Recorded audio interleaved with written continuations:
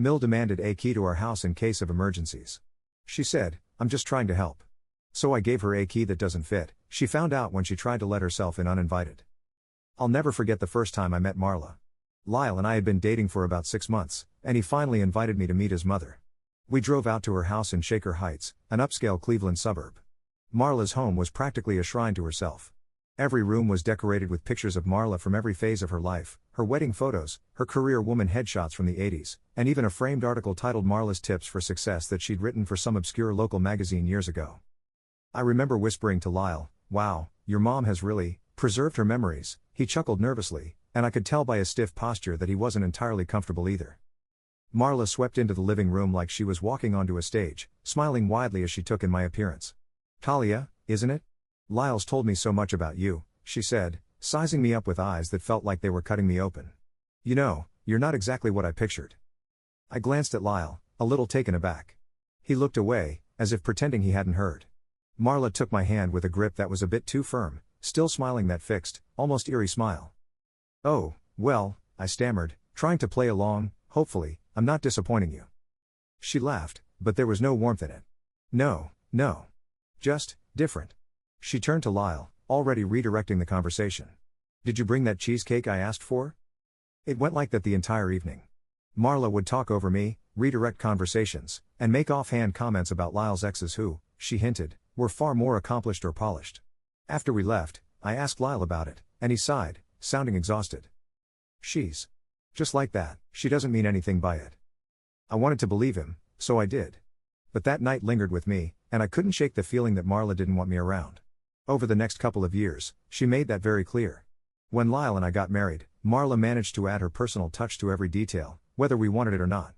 She pushed for the reception to be held at a swanky country club she liked, made me switch florists because her friend does the best bouquets, and even invited 2 of her dearest friends to our intimate, invite-only wedding.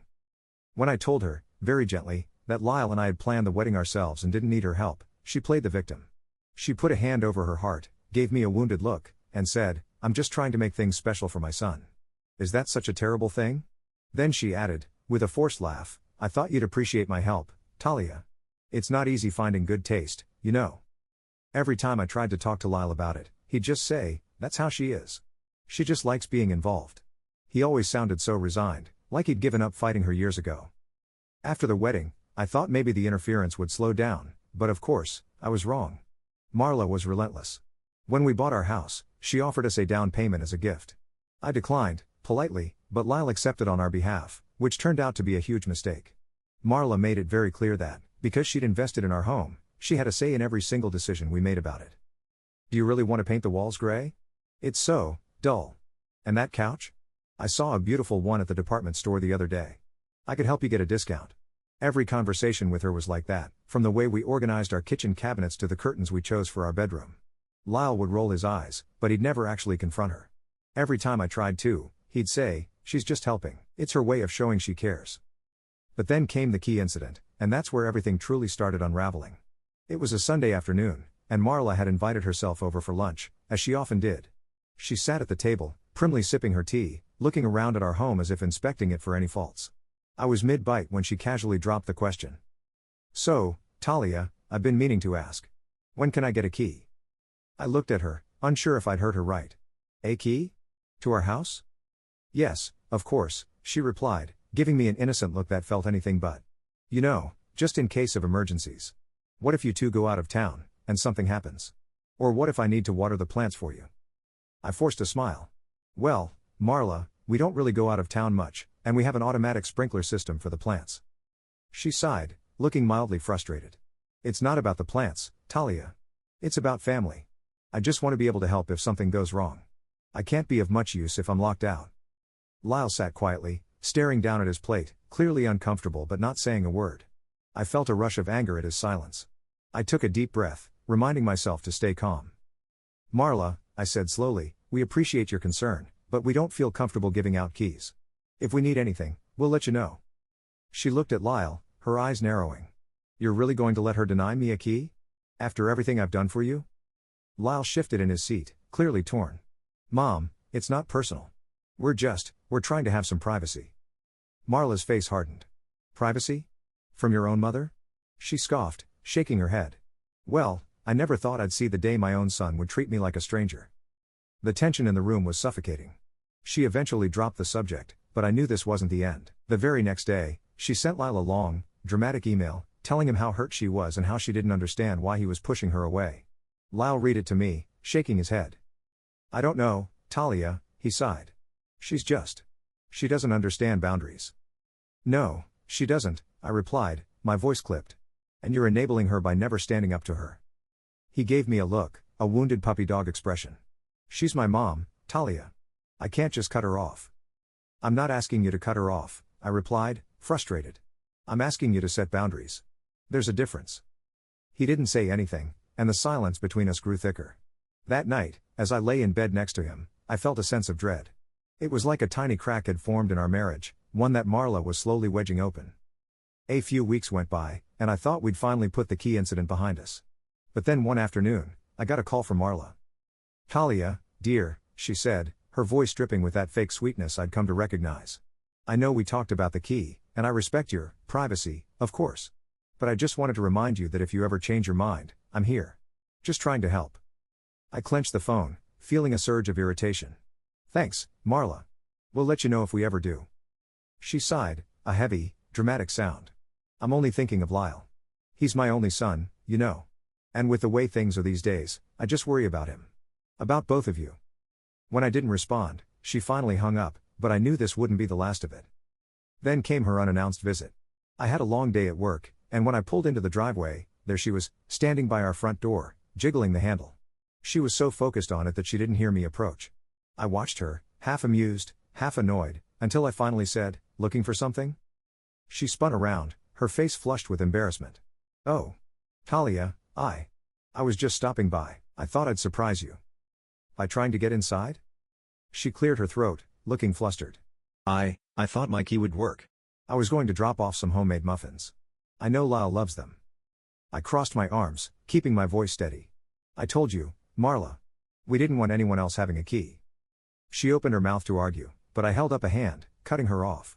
"I'd appreciate it if you'd respect our boundaries." Marla stared at me, a flicker of something dangerous in her eyes. She didn't say another word but stormed off, muttering under her breath. That night, when I told Lyle, he just sighed. "She means well, Talia. She just wants to feel needed." I couldn't believe it. Needed? Lyle, she tried to break into our house. He shrugged, looking defeated. "She's my mom. She's complicated.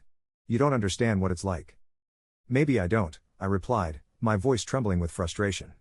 "But I do know that I'm tired of her thinking she's the center of our lives." We barely spoke for the rest of the night.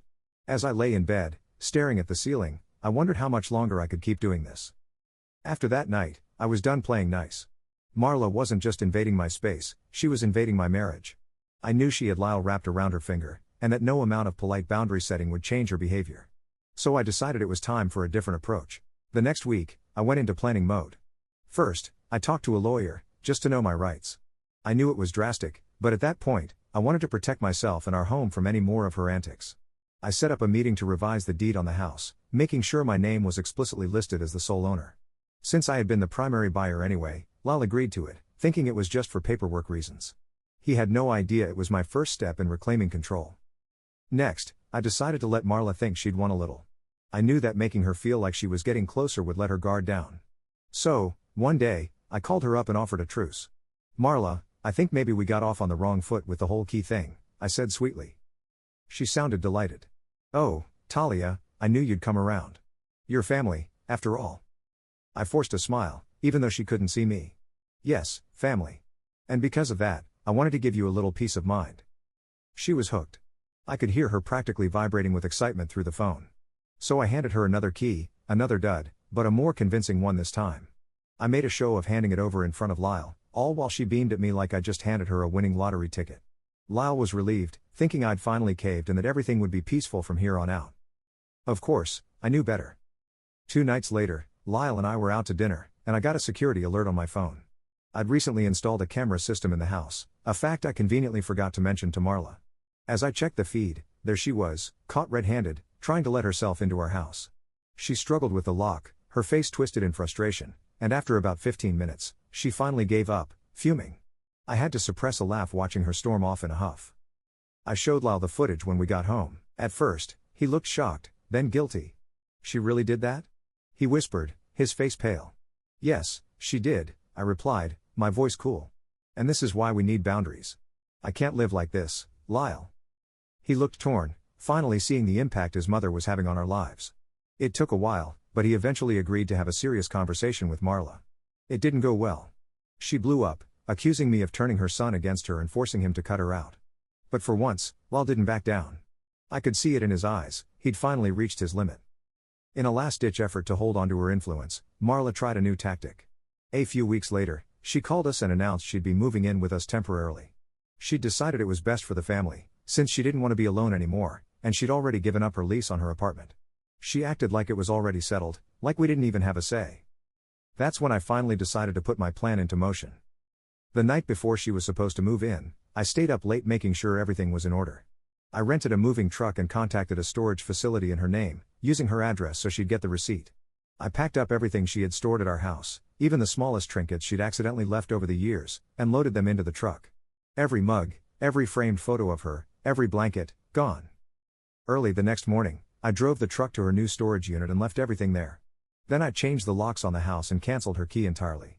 Finally, I left a little note taped to the door. When Marla showed up with her bags, expecting to move in, she found the note instead. It read, Marla, since you seem to be so concerned about privacy, I thought I'd give you all the space you need. Your belongings are in storage. Here's the address. Best wishes, Talia. Lyle and I watched from the window as she read it, her face turning beet red. She tried the door, but of course, it wouldn't open. She banged on it, yelling, you can't do this to me. I'm family. But I just stood there, feeling a satisfaction I hadn't felt in years. Lyle turned to me, his expression conflicted but relieved. Thank you, he whispered, realizing just how much I'd sacrificed for our peace. That night, we toasted to new beginnings. The house felt lighter, warmer. Marla never tried to move in again, and eventually, she stopped meddling altogether. I'd finally given her the ultimate boundary, and it was exactly what we needed to move forward, without her suffocating hold on our lives.